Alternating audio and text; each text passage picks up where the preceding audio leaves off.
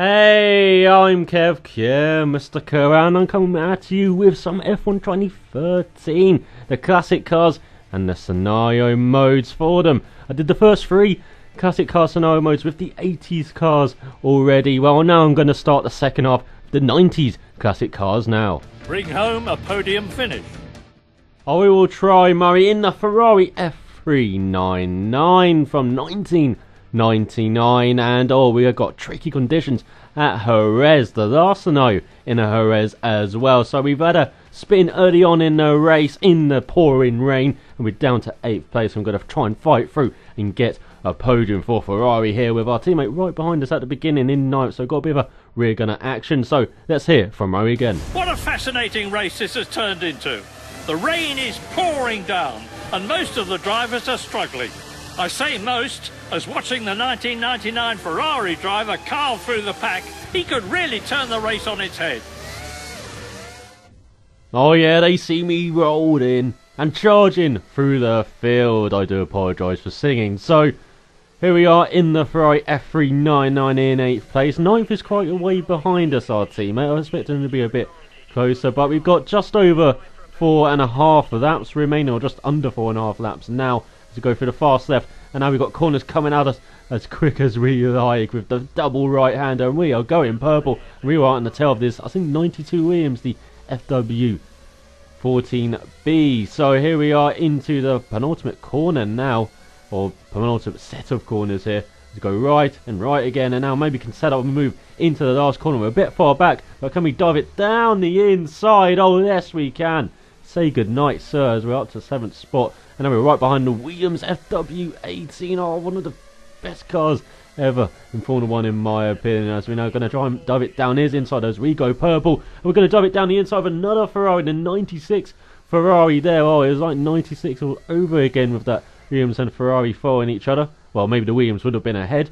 But now we are into the top 5. But we're quite a way behind Schumacher, over 8 seconds behind him. So with just under 4 laps remaining, with a bit of a gap in front, I think it's time to talk about this Ferrari F399. So it was designed by Rory Byrne, successor even, to the F300 of 98. And Rory Byrne's philosophy of evolution rather than revolution meant that the car was quite similar to that 98 model. It only had minor changes to the front wing, wheel tethers, side pods, the exhaust system, and with the use of the Bridgestone tyres with the four grooves instead of 3 that it had in 98 when grooves were introduced to the sport again by Maximo Ogier, after in 97 they had slick tyres.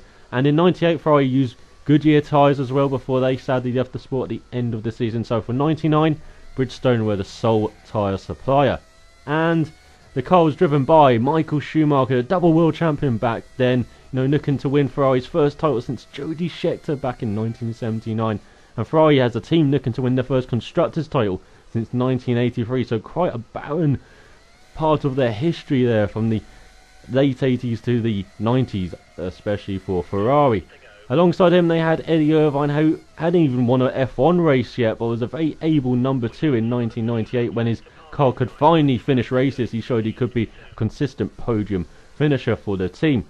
And Michael Schumacher was really challenging Mika Häkkinen up till the British Grand Prix, and in the French Grand Prix they ordered Eddie Irvine to let Schumacher through in the latter stages of the race, which would prove crucial in the end in the title race. On the first lap, going into Stowe, Schumacher tried to make a move down the inside of Eddie Irvine, but sadly his rear brake exploded and it sent his car careering into the tyre wall. Unfortunately, he broke his leg and was out of action for 6 races until he was discovered playing football with his son, when he said he was injured, and he's kind of drafted in for the Malaysian Grand Prix, the first Malaysian Grand Prix at the Sepang circuit.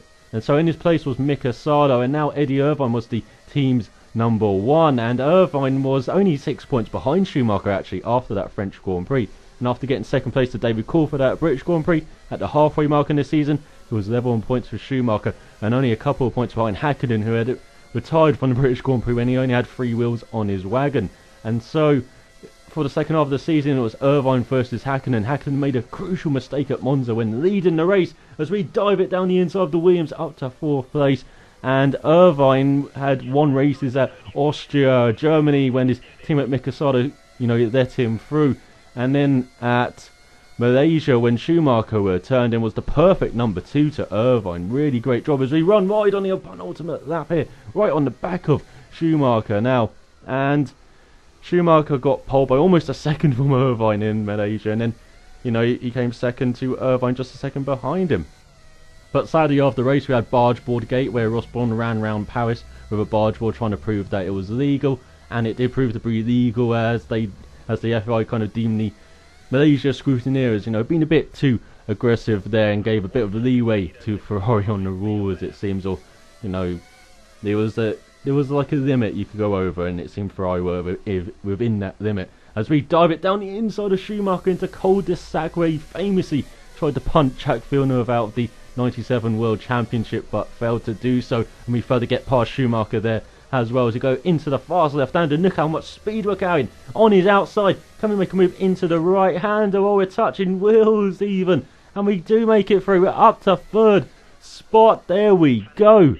We have mission accomplished. Look at that.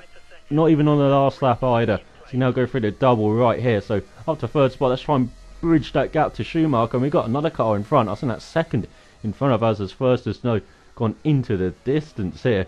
So going on to the last lap, we've already got into the podium spots, but we want to get into second spot as well. But you've got to try and keep it clean. Just want to finish it now.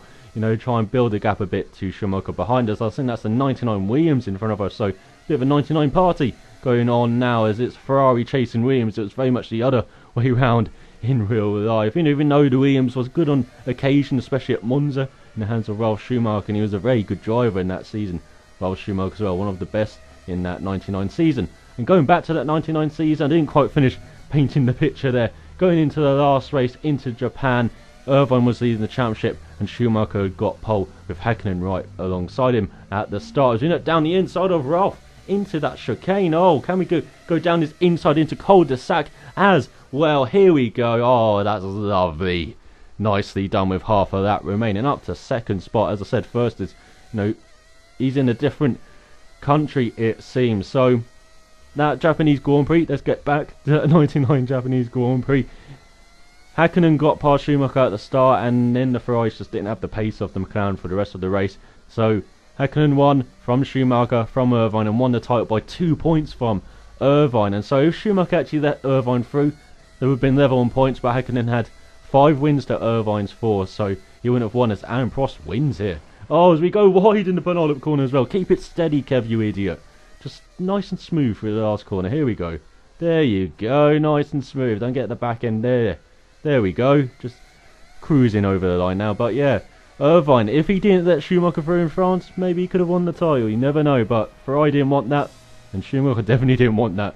But he did win it in 2000, Schumacher, and Ferrari finally got that Constructors' title though in 99, the first for 16 years. As we got our goal here, let's hear from Murray again. Poor conditions slowed a lot of the drivers today, so it was surprising to see the 1999 Ferrari pushing hard to bring home a podium finish.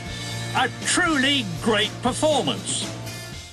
Ah, too kind, Murray, as we passed the scenario, got the gold medal, got a score of 58,997. We'll find out if that's good in a moment's time. Got no time penalties, thankfully.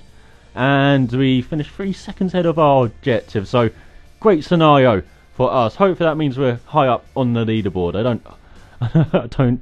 I don't think I am though. Yeah, in the 600s. And as I say, I record these when the game came out, so I'm probably out the top 1,000 now, so way down. So, hope you enjoyed this though. The Ferrari, nice car to drive, one of the fastest of the classic cars. I do prefer the other Ferrari, such as 92 one though, and the 88 one especially, to drive though of the classic cars. But I hope you enjoyed this last scenario at Jerez. The final 2 in Brands Hatch. I wonder if we're going to be driving Williams in those final 2 scenarios, but you'll find out next time in scenario 5 or 4, the classic cars. Thanks for watching, so till next time, cheerio.